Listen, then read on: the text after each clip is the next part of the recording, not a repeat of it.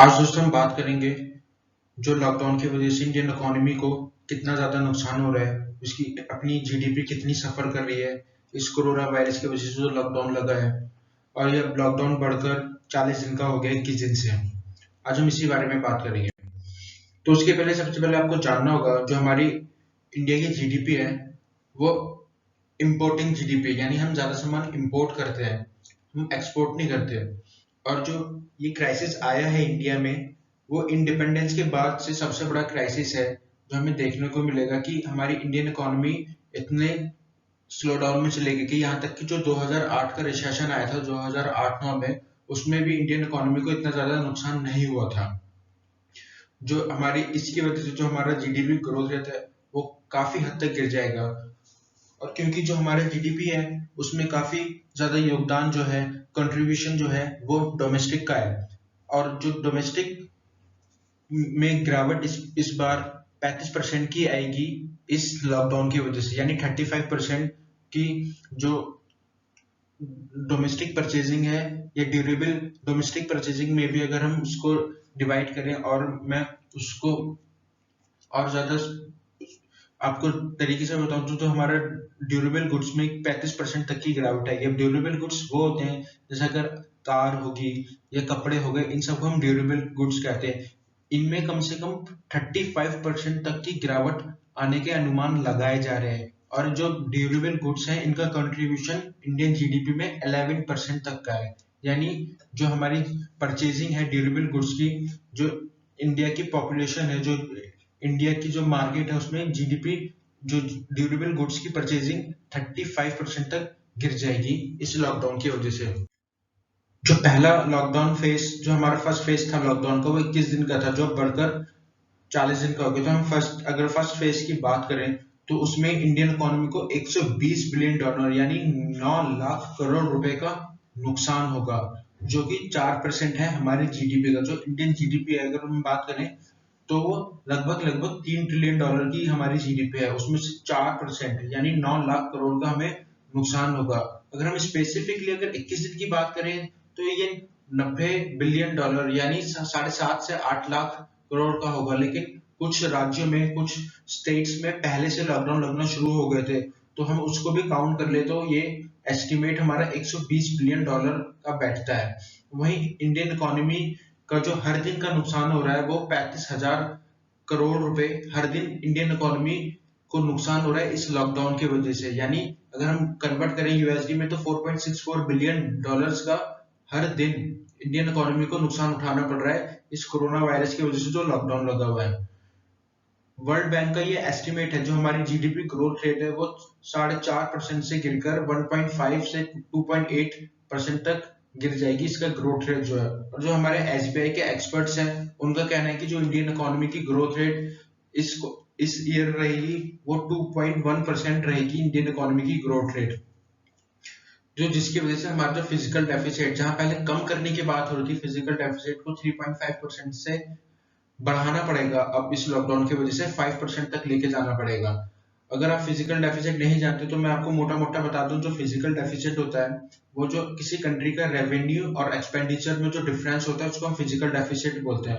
अगर हम यहाँ पे बात करें तो मान लीजिए कोई एक कंट्री एक्स है, उसकी जो रेवेन्यू है वो 900 करोड़ रुपए का रेवेन्यू है उसका, और अगर उसका जो एक्सपेंडिचर है वो 100 करोड़ रुपए का एक्सपेंडिचर है, तो जो 10 करोड़ रुपए बचते हैं तो वो फिजिकल डेफिसिट में आ जाएगी, यानी 10% उसका फिजिकल डेफिसिट है उस कंट्री का। तो हमें अपना फिजिकल डेफिसिट जो हमारे इस साल के बजट में प्रपोज किया था हमारे फाइनेंस मिनिस्टर ने कि हम उसको 3.5% तक कम करेंगे, अब उसको लग रहा है उसको बढ़ाने की बात हो रही है, वो 5% तक या उससे ज्यादा जाएगा। अब उसका मोटा मोटा समझो तो फिजिकल डेफिसिट यानी जो हमारी बोरोइंग है, जो हमारी उधारी है, वो 5% तक बढ़ जाएगी जी हमारी जीडीपी के कंपैरिजन में।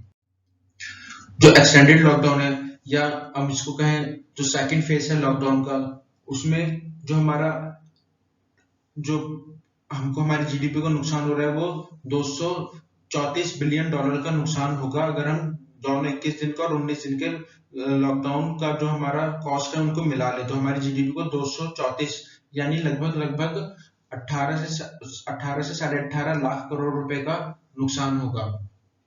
जहां हमने पहले बात की, जो पहले किस दिन का लॉकडाउन था, वहां पे ये एस्टिमेट लगाया गया था वर्ल्ड बैंक की तरफ से कि जो हमारी जीडीपी ग्रोथ रेट है वो 2.5% तक गिर जाएगी। लेकिन जो हमारा अब दूसरा फेस आया लॉकडाउन को, उसमें ये बार्कलेज है, एक एजेंसी है, उन्होंने एस्टिमेट लगाया कि वो 2.5% से हमारा ग्रोथ रेट और ज्यादा गिरेगा, 0.0%, 0 या 0.1% तक हमारा ग्रोथ रेट गिर जाएगा। इसकी वजह से जो इंडियन इकोनॉमी को काफी ज्यादा धक्का लगेगा। इसका मतलब ये है जो हमारी इंडियन इकोनॉमी है वो इस साल उसमें ग्रोथ रेट, या हम बात करें जो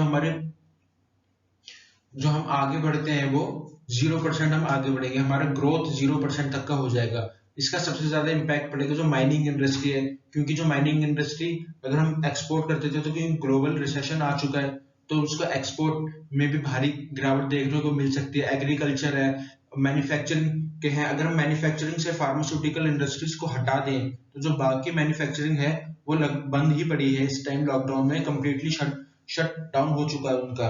अगर हम फार्मास्यूटिकल मैन्युफैक्चरिंग को हटा दें तो इस साल मैन्युफैक्चरिंग में ये कहा जा रहा है कि जो हमारी जीवीए है यानी गुड वैल्यू एडेड, उसमें 5% तक की गिरावट आएगी। अब जीवीए क्या होता है, जो मान लीजिए कोई एक स्टेट है या कोई एक कंट्री है, वो कोई एक सामान बनाती है, मान लीजिए वो 100 रुपए का सामान इंटरनेशनल मार्केट में बेच रही है। कोई उसने एक पेन बनाया 100 रुपए का, उसने इंटरनेशनल मार्केट में 100 रुपए का वो बिक गया पेन, और जो उसकी कॉस्टिंग आई है वो 50 रुपए है।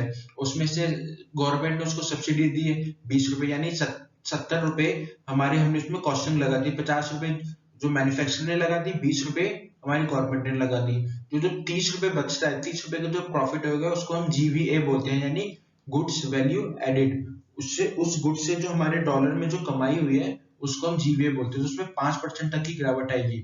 और यहाँ तक ये कहा जा रहा है तो हमारी मैन्युफैक्चरिंग का आउटपुट होता है, एक कंट्री का जो मैन्युफैक्चरिंग का आउटपुट है, जो हमारे इंडिया का मैन्युफैक्चरिंग आउटपुट है, वो 2% तक की गिरावट देखने को मिलेगी इस साल।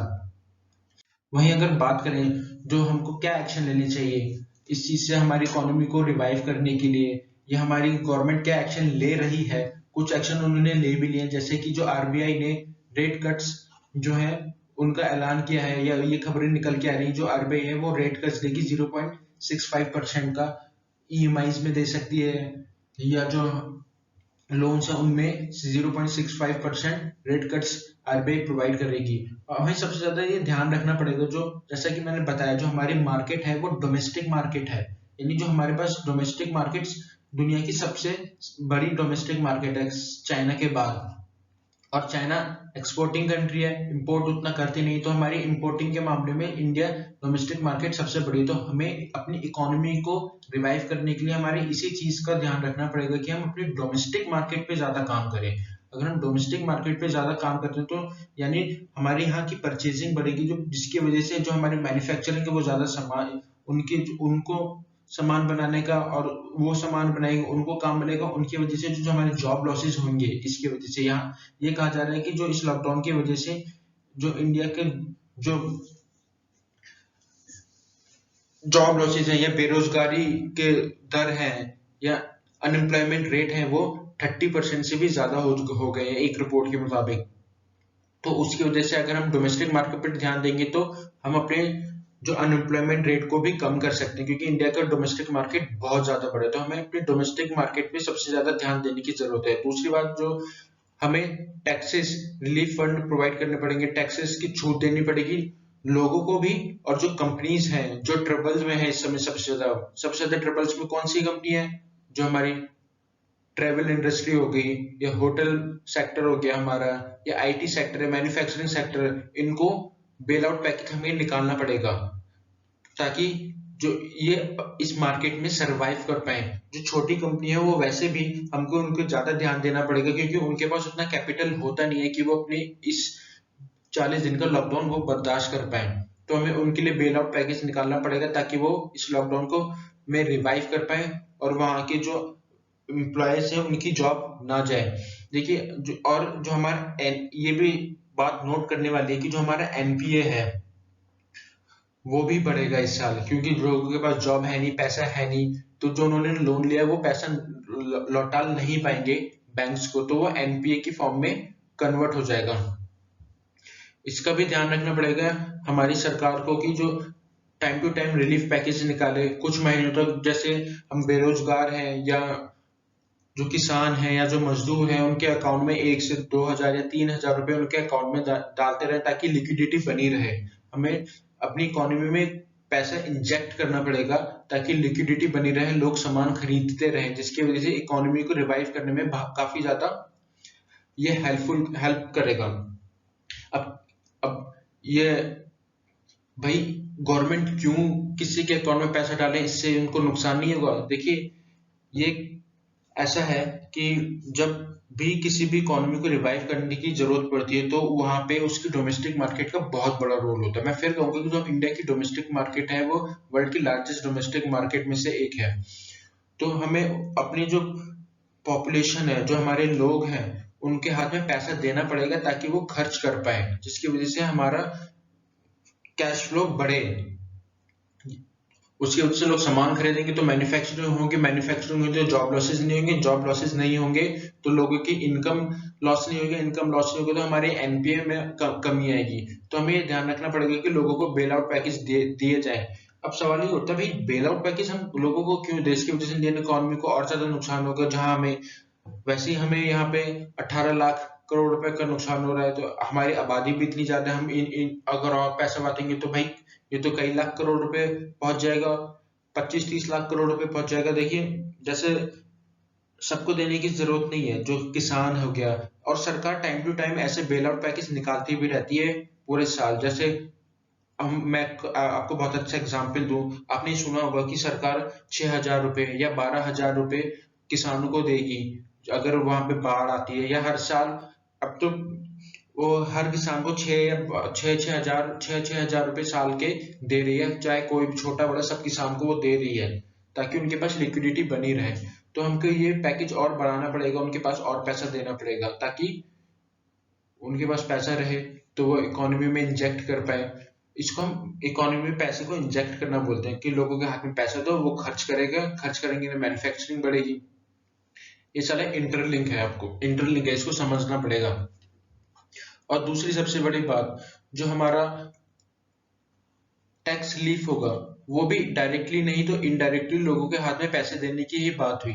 जैसे मान लीजिए कोई एक कंपनी है जहां 30% का टैक्स देती है, या को आप अभी 30% का टैक्स देते हैं, अगर इसमें रिलीफ मिल जाए आपको, जीएसटी में वैसे रिलीफ करने की बात हो रही थी, तो ये बहुत अच्छा मौका होगा कि हम जीएसटी में टैक्स रिलीफ लोगों को पहुंचा दें ताकि उनके पास पैसा रहे तो वो खर्च कर पाए। उम्मीद करता हूँ दोस्तों आपको वीडियो पसंद आएगी। अगर वीडियो पसंद आए तो इस पर लाइक, कमेंट और सब्सक्राइब जरूर कीजिएगा। Thank you.